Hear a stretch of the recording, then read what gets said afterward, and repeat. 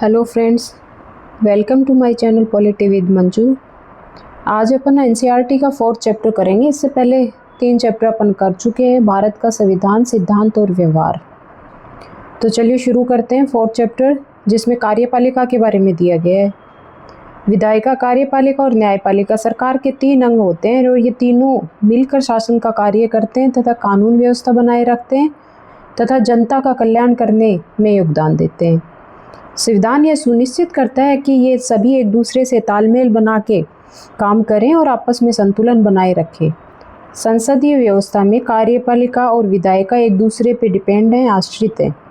विधायिका कार्यपालिका को न केवल नियंत्रित करती है बल्कि उससे नियंत्रित भी होती है। विधायिका कार्यपालिका को केवल नियंत्रित करती है बल्कि उससे नियंत्रित भी होती है। इस अध्याय में हम सरकार के कार्यपालिका के संगठन, संरचना और कार्यों का अध्ययन करेंगे कि कैसे कार्यपालिका बनी है, उसमें कौन कौन लोग होते हैं और वो क्या कार्य करती है।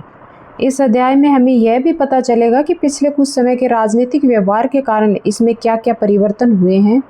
तो चलिए देखते हैं। इसमें अपन पढ़ेंगे संसदीय और राष्ट्रपति प्रणाली की कार्यपालिका में अंतर करेंगे। संसदीय और राष्ट्रपति प्रणाली जो शासन प्रणाली है उसकी जो कार्यपालिका है उसमें क्या डिफरेंस है। भारत के राष्ट्रपति की संवैधानिक स्थिति को समझेंगे, मंत्रिपरिषद की संरचना और कार्यों के बारे में जानेंगे और प्रशासनिक मशीनरी के महत्व और कार्यों के बारे में अपन जानेंगे। कार्यपालिका क्या है, आपके स्कूल के प्रशासन के प्रमुख कौन है, किस स्कूल का विश्वविद्यालय, एक एग्जाम्पल दिया हुआ है जिसके थ्रू आपको समझाया गया है। किसी स्कूल या विश्वविद्यालय में महत्वपूर्ण निर्णय कौन लेता है। किसी भी संगठन में किसी पदाधिकारी को निर्णय लेना पड़ता है और उसे लागू करना पड़ता है। हम इस प्रक्रिया को प्रशासन या प्रबंधन कहते हैं। लेकिन प्रशासन के लिए संगठन के शीर्ष पे एक ऐसा समूह होना चाहिए जो बड़े या नीतिगत निर्णय ले सके और दैनिक प्रशासनिक कार्यों की देखरेख तथा उनमें तालमेल कर सके। ऐसे हर संगठन में कुछ लोगों का एक समूह होता है। ये लोग उस संगठन के मुख्य प्रशासनिक या कार्यपालिका अधिकारी के रूप में कार्य करते हैं। कोई भी संगठन हो, चाहे कोई कंपनी हो या कुछ सरकार हो, कुछ भी हो, उसमें एक ग्रुप होता है, एक संगठन होता है शीर्ष पे जो निर्णय लेता है, डिसाइड करता है कि कैसे सरकार चलेगी, कैसे कंपनी चलेगी।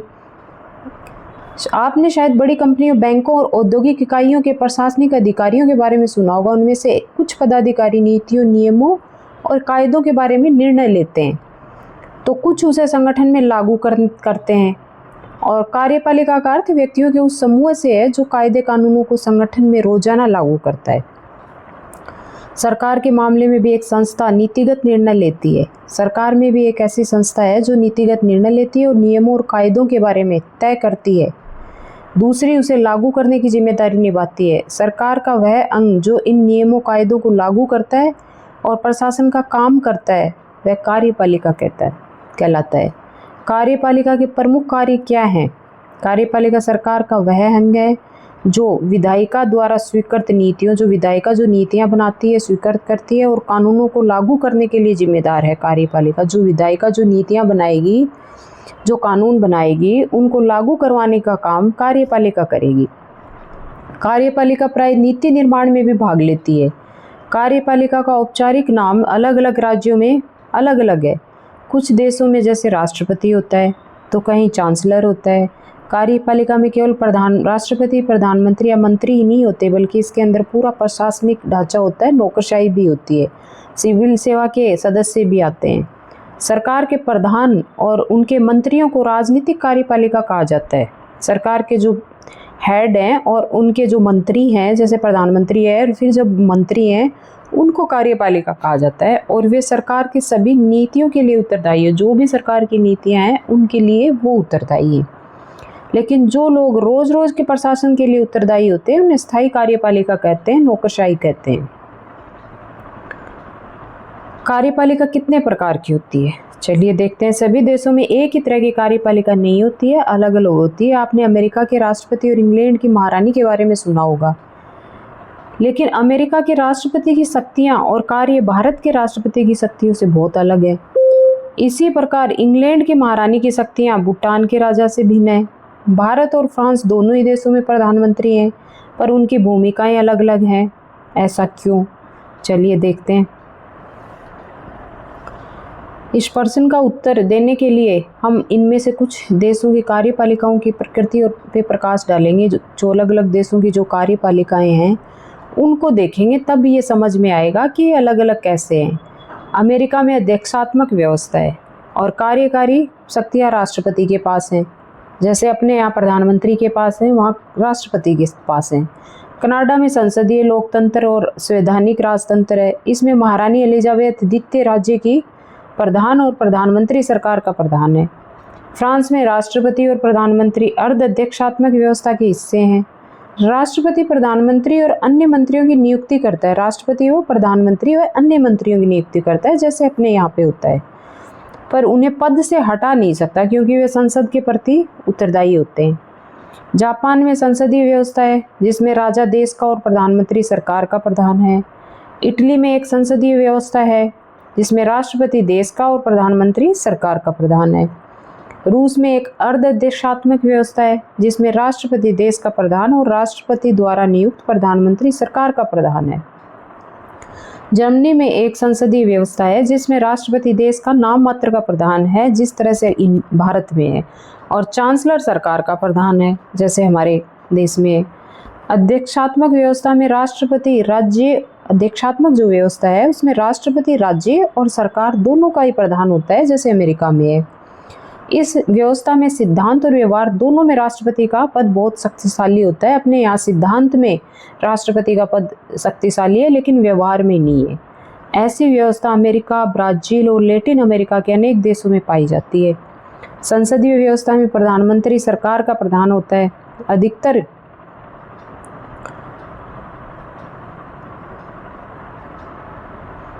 अधिकतर देशों में ऐसा ही है। अब कार्यपालिका के प्रकार देखते हैं। सामूहिक नेतृत्व के आधार पर आधारित प्रणाली और एक व्यक्ति के नेतृत्व के सिद्धांत पर आधारित प्रणाली, इसको अध्यक्षात्मक कहते हैं। और जो सामूहिक नेतृत्व के सिद्धांत पर आधारित है, जैसे हमारे यहाँ है, उसको संसदीय और अर्ध अध्यक्षात्मक दो होते हैं इसमें। अब अध्यक्षात्मक में देखते हैं राष्ट्रपति देश का प्रमुख होता है, जैसे अमेरिका में है। वहीं सरकार का भी प्रमुख होता है। वहाँ सरकार और उसका राष्ट्र का एक ही वो होता है प्रधान। राष्ट्रपति का चुनाव आमतौर पर प्रत्यक्ष मतदान से होता है। वह विधायिका के प्रति जवाबदेह नहीं होता। ये अमेरिका में है ये व्यवस्था। सरकार के प्रमुख को आमतौर पर प्रधानमंत्री कहा जाता है, जैसे भारत में। वह विधायिका में बहुमत वाले दल का नेता होता है। वह विधायिका के प्रति जिस दल का बहुमत है वो ही प्रधानमंत्री बनेगा। वह विधायिका के प्रति जवाबदेह होता है। देश का प्रमुख इनमें से कोई भी हो सकता है, राजा या राष्ट्रपति। जो नाम मात्र का प्रमुख है वो राजा भी हो सकता है, जैसे इंग्लैंड में है, और राष्ट्रपति जैसे भारत में है। कोई भी इनमें से हो सकता है। अर्ध अध्यक्षात्मक में राष्ट्रपति देश का प्रमुख होता है, प्रधानमंत्री सरकार का प्रमुख होता है। प्रधानमंत्री और उसका मंत्री परिषद विधायिका के प्रति जवाबदेह होते हैं। यह अर्ध अध्यक्षात्मक में है। अब राजा होगा संवैधानिक राजतंत्र। राजा जहाँ होगा वहाँ संवैधानिक, वहाँ संविधान तो है लेकिन वहाँ राजा होता है, राष्ट्रपति नहीं। यहाँ संसदीय गणतंत्र है क्योंकि यहाँ वंशानुगत होता है राजा, इसीलिए वहाँ संवैधानिक राजतंत्र है। वहाँ संविधान होता है पर राजा होता है वो वंशानुगत होता है, जैसे इंग्लैंड में है। राष्ट्रपति जहाँ होता है उसको संसदीय गणतंत्र कहते हैं। वहाँ पे राष्ट्रपति चुना जाता है। जनता के प्रतिनिधि राष्ट्रपति का चुनाव करते हैं। औपचारिक शासक प्रमुख, यहाँ ये औपचारिक होते हैं। शासन जो प्रमुख है वो सिद्धांत में होते हैं, व्यवहार में नहीं होते। श्रीलंका में अर्ध अध्यक्षात्मक व्यवस्था है। जैसे 1978 में श्रीलंका के संविधान का संशोधन करके अध्यक्षात्मक कार्यपालिका लागू की गई। इस प्रणाली में जनता प्रत्यक्ष रूप से राष्ट्रपति को चुनती है। यह संभव है कि राष्ट्रपति और प्रधानमंत्री एक ही दल या अलग अलग दलों के हों। संविधान राष्ट्रपति को व्यापक शक्तियां देता है। राष्ट्रपति संसद में बहुमत वाले दल के सदस्यों में से प्रधानमंत्री चुनता है। यद्यपि मंत्रियों के लिए संसद का सदस्य होना अनिवार्य है, लेकिन राष्ट्रपति प्रधानमंत्री और दूसरे मंत्रियों को हटा सकता है। राज्य का निर्वाचित प्रधान और सशस्त्र सेनाओं का प्रधान सेनापति होने के अतिरिक्त राष्ट्रपति सरकार का भी प्रधान होता है। वहाँ पे राष्ट्रपति 6 वर्ष के लिए चुना जाता है। हमारे यहाँ 5 वर्ष के लिए, और उसे संसद की कुल सदस्य संख्या के 2/3 बहुमत से पारित प्रस्ताव के द्वारा ही हटाया जा सकता है, ऐसे नहीं हटाया जा सकता। यदि वह प्रस्ताव संसद के कम से कम आधे सदस्यों द्वारा पास किया जाए और संसद का अध्यक्ष भी संतुष्ट हो कि आरोप उसमें दम है, तो संसद का अध्यक्ष उसे सर्वोच्च न्यायालय को भेज सकता है। श्रीलंका के राष्ट्रपति और प्रधानमंत्री की स्थिति भारत से कैसे भिन्न है? भारत और श्रीलंका के राष्ट्रपति के महावियोग में सर्वोच्च न्यायालय की भूमिका की तुलना करें, ये बताया गया है इसमें, ये आप लोग देख लेना। संसदीय व्यवस्थाओं में एक राष्ट्रपति या राजा होता है। जो संसदीय व्यवस्थाएं हैं, शासन व्यवस्थाएं, उनमें एक राजा, एक कहीं राजा होता है, कहीं राष्ट्रपति होता है, जो देश का औपचारिक या नाम मात्र का प्रधान होता है, जैसे हमारे भारत में है, इंग्लैंड में है। इस व्यवस्था में राष्ट्रपति या राजा की भूमिका मुख्यतः अलंकारिक होती है, नाम मात्र की होती है, सज्जा होती है, वो अलंकारिक मतलब शोपीस, ठीक है। और प्रधानमंत्री तथा मंत्रिमंडल के पास वास्तविक शक्ति होती है। जर्मनी है, इटली है, जापान, इंग्लैंड और पुर्तगाल आदि देशों में व्यवस्था है, इन देशों में है। अर्ध अध्यक्षात्मक व्यवस्था में राष्ट्रपति और प्रधानमंत्री दोनों होते हैं, लेकिन संसदीय व्यवस्था के विपरीत उसमें राष्ट्रपति को दैनिक कार्यों के संपादन में महत्वपूर्ण शक्तियां प्राप्त हो सकती हैं। इस व्यवस्था में कभी कभी राष्ट्रपति और प्रधानमंत्री दोनों ही एक दल के हो सकते हैं, लेकिन जब कभी वे 2 अलग अलग दलों के होते हैं तो उनमें आपस में विरोध हो सकता है, जैसे फ्रांस, रूस और श्रीलंका में ऐसी व्यवस्था है। भारत में संसदीय कार्य प्रणाली, चलो भारत की संसदीय कार्य प्रणाली अपन देखते हैं। भारत में संसदीय कार्यपालिका, जब भारत का संविधान लिखा जा रहा था तब भारत को 1919 और 1935 के अधिनियमों के अंतर्गत संसदीय व्यवस्था के संचालन का कुछ अनुभव हो चुका था। जब 1919 और 1935 के जो अधिनियम थे उनसे अनुभव लेके और फिर हमारे यहाँ पे संसदीय व्यवस्था के संचालन का कुछ अनुभव लेके फिर सारी चीज़ें बनाई गई थी, नियम बनाए गए थे। इस अनुभव ने हमें दिखाया कि संसदीय व्यवस्था के अंतर्गत कार्यपालिका को जनप्रतिनिधियों के द्वारा प्रभावपूर्ण तरीके से नियंत्रित किया जा सकता है, कि कार्यपालिका को जनता जो चुन के प्रतिनिधि भेजते हैं उनके द्वारा बहुत अच्छे तरीके से उनको नियंत्रित किया जा सकता है कार्यपालिका को। भारतीय संविधान के निर्माता एक ऐसी सरकार सुनिश्चित करना चाहते थे जो जनता की अपेक्षाओं के प्रति संवेदनशील और उत्तरदायी हो। भारत के जो संविधान निर्माता था वे चाहते थे कि ऐसी सरकार बने जो जनता की अपेक्षाओं को पूरा करे और जनता के प्रति उत्तरदायी हो। संसदीय कार्यपालिका की जगह दूसरा विकल्प अध्यक्षात्मक सरकार का था, लेकिन अध्यक्षात्मक कार्यपालिका मुख्य कार्यकारी के रूप में राष्ट्रपति पर बहुत बल देती है। अध्यक्षात्मक व्यवस्था में राष्ट्रपति पे बल दिया जाता है और उसे सभी शक्तियों का स्रोत मानती है। अध्यक्षात्मक कार्यपालिका में व्यक्ति पूजा का खतरा बना रहता है, इसीलिए अध्यक्षात्मक व्यवस्था को नहीं अपनाया गया। यहाँ पे संविधान निर्माता एक ऐसी सरकार चाहते थे जिसमें एक शक्तिशाली कार्यपालिका तो हो, लेकिन साथ साथ उसमें व्यक्ति पूजा पर पर्याप्त अंकुश लगे हों। संसदीय व्यवस्था में ऐसी अनेक प्रक्रियाएं हैं जो ये सुनिश्चित करती हैं कि कार्यपालिका विधायिका या जनता के प्रतिनिधियों के प्रति उत्तरदायी होगी, ठीक है, और उनसे नियंत्रित भी होगी। इसीलिए संविधान में राष्ट्रीय और प्रांतीय दोनों ही स्तरों पर संसदीय कार्यपालिका की व्यवस्था को स्वीकार किया गया है हमारे यहाँ पे।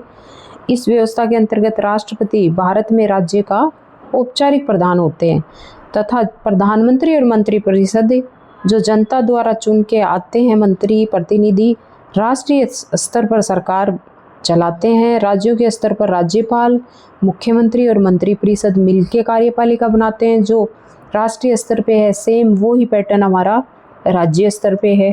भारत के संविधान में औपचारिक रूप से संघ की कार्यपालिका शक्तियाँ राष्ट्रपति को दी गई है।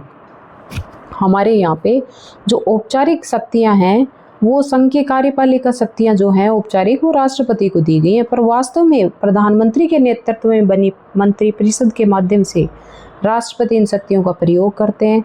राष्ट्रपति, प्रधानमंत्री व जो जनता ने प्रतिनिधि बनाए उनसे जो मंत्रिपरिषद बनती है उनकी सलाह से काम करेंगे। वो खुद नहीं कर सकते, वो खुद कोई निर्णय नहीं ले सकते, वो मंत्रिपरिषद और प्रधानमंत्री की सलाह से ही कोई निर्णय लेंगे। राष्ट्रपति 5 वर्ष के लिए चुने जाते हैं हमारे यहाँ पे।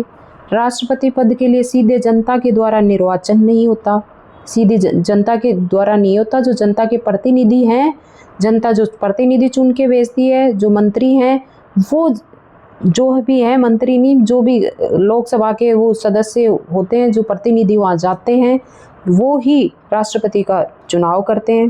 राष्ट्रपति का निर्वाचन अप्रत्यक्ष तरीके से होता है, उनका प्रत्यक्ष नहीं कि जनता वोट डालती है उनको, जैसे बाकी एमएलएज और एमपीज हैं उनको डालती है, वैसे नहीं। इसका अर्थ यह है कि राष्ट्रपति का निर्वाचन आम नागरिक नहीं बल्कि निर्वाचित विधायक और सांसद करते हैं।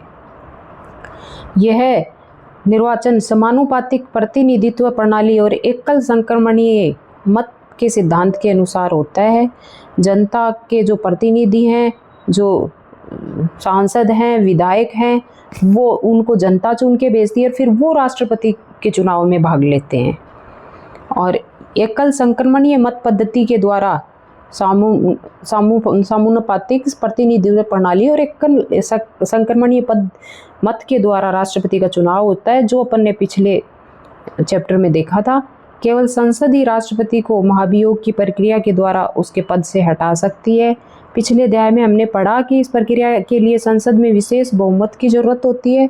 महाभियोग केवल संविधान के उल्लंघन के आधार पर लगाया जा सकता है, बाकी कोई आधार नहीं है। कुछ एक दो आधार और हैं जो जिन पे लगाया जा सकता है। पहले इन्फॉर्मेशन दे के 2 महीने राष्ट्रपति को और उसके बाद में। अनुच्छेद 74(1) राष्ट्रपति को सहायता और सलाह देने के लिए एक मंत्री परिषद होगी। आर्टिकल 74(1) में लिखा हुआ है कि राष्ट्रपति को की हेल्प के लिए, उसको सहायता देने के लिए, उसको सलाह देने के लिए एक मंत्री परिषद होगी जिसका प्रधान प्रधानमंत्री होगा। राष्ट्रपति अपने कर्तव्यों का प्रयोग, अपने कार्यों का प्रयोग करने में ऐसी सलाह के अनुसार कार्य करेगा। अपने जो भी कृत्य करेगा, कार्य करेगा, डिसीजन लेगा, वो इन लोगों की सलाह से ही लेगा। परंतु राष्ट्रपति मंत्री परिषद से ऐसी सलाह पर पुनर्विचार करने को कह सकते हैं। राष्ट्रपति एक बार मंत्री परिषद राष्ट्रपति को कोई सलाह देगी तो मंत्री परिषद एक बार उसको वापस लौटा सकते हैं कि एक बार तुम लोग पुनर्विचार कर लो इस पे, और राष्ट्रपति ऐसे पुनर्विचार के पश्चात दी गई सलाह के अनुसार ही कार्य करेगा। फिर यदि मंत्री परिषद वापस वो डिसीजन, निर्णय वहाँ रखती है राष्ट्रपति के सामने कि नहीं ऐसे, तो वो फिर उसको करेंगे। इस कथन में जिस शब्द ही का प्रयोग किया गया है, क्या आप उसका अर्थ जानते हैं? उसका अर्थ यह है कि राष्ट्रपति मंत्री परिषद की सलाह मानने को बाध्य हैं। राष्ट्रपति की शक्ति पर उठे विवाद के कारण संविधान का संशोधन करके यह स्पष्ट कर दिया गया कि राष्ट्रपति मंत्री परिषद की सलाह मानने को बाध्य है। बाद में एक और संशोधन के द्वारा यह निर्णय किया गया कि राष्ट्रपति मंत्री परिषद को अपनी सलाह पर एक बार पुनर्विचार के लिए कह सकते हैं, लेकिन उसे मंत्री परिषद के द्वारा पुनर्विचार के बाद दी गई सलाह को मानना पड़ेगा। राष्ट्रपति को मंत्री परिषद जो सलाह देगी, प्रधानमंत्री और मंत्री परिषद, उसी सलाह से वो कार्य करेंगे। और यदि एक बार प्रधानमंत्री उसको वापस लौटा सकते हैं मंत्री परिषद के पास कि आप लोग फिर से इस पे सोच विचार करो, और यदि मंत्री परिषद वापस उसको वैसे का वैसा प्रधानमंत्री को वापस लौटाती है कि नहीं ये ही सही है, हमारी ये डिसीजन, हमारा ये सलाह सही है, तो दोबारा उसको वापस नहीं कर सकते, उसको वो करना ही पड़ेगा प्रधानमंत्री को। राष्ट्रपति की शक्ति और स्थिति, तो देखते हैं कि राष्ट्रपति को क्या क्या पावर मिली है, शक्तियाँ मिली हैं और उनकी क्या स्थिति है। आप पहले ही पढ़ चुके हैं कि राष्ट्रपति सरकार का औपचारिक नाम मात्र का प्रधान है। उसे औपचारिक रूप से बहुत सी कार्यकारी, विधायी, कानूनी और आपात शक्तियाँ प्राप्त हैं। संसदीय व्यवस्था में राष्ट्रपति वास्तव में इन शक्तियों का प्रयोग मंत्री परिषद की सलाह पर ही करता है। प्रधानमंत्री और मंत्री परिषद को लोकसभा में बहुमत प्राप्त होता है और वे ही वास्तविक कार्यकारी हैं। अधिकतर मामलों में राष्ट्रपति को मंत्री परिषद की सलाह माननी पड़ती है। हमने राष्ट्रपति को कोई वास्तविक शक्ति नहीं दी, लेकिन उसके पद को प्रभुतापूर्ण और गरिमापूर्ण बनाया है। संविधान उसे न तो वास्तविक कार्यकारी बनाना चाहता है और न ही एकदम नाम मात्र का। संविधान उसे एक ऐसा प्रधान बनाना चाहता है जो न शासक होता है न शासन करता है। यह उसे एक महान संवैधानिक प्रधान बनाना चाहता है। ये जवाहरलाल नेहरू ने संविधान सभा वाद विवाद इसमें लिखा है, बोला है। राष्ट्रपति के विशेषाधिकार, देखते हैं क्या विशेषाधिकार है राष्ट्रपति के। इन बातों की चर्चा के बाद क्या हम ये निष्कर्ष निकाल सकते हैं कि किसी भी परिस्थिति में राष्ट्रपति को कोई विशेषाधिकार प्राप्त नहीं है। इसमें से कुछ भी क्वेश्चन बने और बना ये इसमें से कुछ भी 2 लाइन या 3 लाइन दे देंगे और उसके बाद में पूछेंगे कि ये कहाँ किसने बोला है, तो ये आप ध्यान रखिएगा। राष्ट्रपति के विशेषाधिकार, इन बातों की चर्चा के बाद क्या हम यह निष्कर्ष निकाल सकते हैं कि किसी भी परिस्थिति में राष्ट्रपति को कोई विशेषाधिकार प्राप्त नहीं है? क्या वाकई नहीं है राष्ट्रपति को कोई विशेषाधिकार? यह गलत मूल्यांकन होगा। संवैधानिक रूप से राष्ट्रपति को सभी महत्वपूर्ण मुद्दों और मंत्रिपरिषद की कार्यकारी के बारे में सूचना प्राप्त करने का अधिकार है। राष्ट्रपति को जो मंत्रिपरिषद जो निर्णय लेती है उसके बारे में जो कार्यवाही करती है उसके बारे में सूचना प्राप्त करने का अधिकार राष्ट्रपति को है। प्रधानमंत्री का यह कर्तव्य होगा कि वह राष्ट्रपति द्वारा मांगी गई सभी सूचनाएं उसे देगा। राष्ट्रपति जो सूचनाएं मांगेगा वो प्रधानमंत्री का कर्तव्य है कि उनको देनी पड़ेंगी। राष्ट्रपति प्राय प्रधानमंत्री को पत्र लिखता है और देश की समस्याओं पर अपने विचार व्यक्त करता है। ये कर सकते हैं प्रधानमंत्री। इसके अतिरिक्त कम से कम 3 अन्य अवसरों पर राष्ट्रपति अपने विशेषाधिकारों का प्रयोग करते हैं। चलिए देखते हैं कौन से 3 अवसर।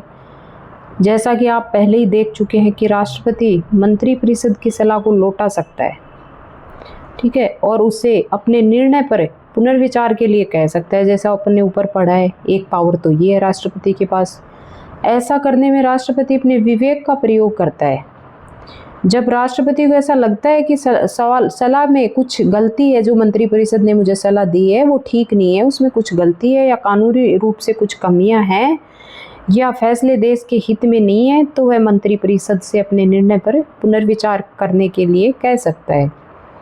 यद्यपि मंत्रिपरिषद पुनर्विचार के बाद उसे वही सलाह दोबारा दे सकती है, तो राष्ट्रपति उसे मानने के लिए बाध्य होगा। सिर्फ एक बार मंत्रिपरिषद को वो लौटा सकता है। दूसरी बार मंत्रिपरिषद सेम वो ही सलाह देती है तो उस पर राष्ट्रपति को माननी पड़ेगी। तथापि राष्ट्रपति के द्वारा पुनर्विचार का आग्रह अपने आप में काफ़ी मायने रखता है।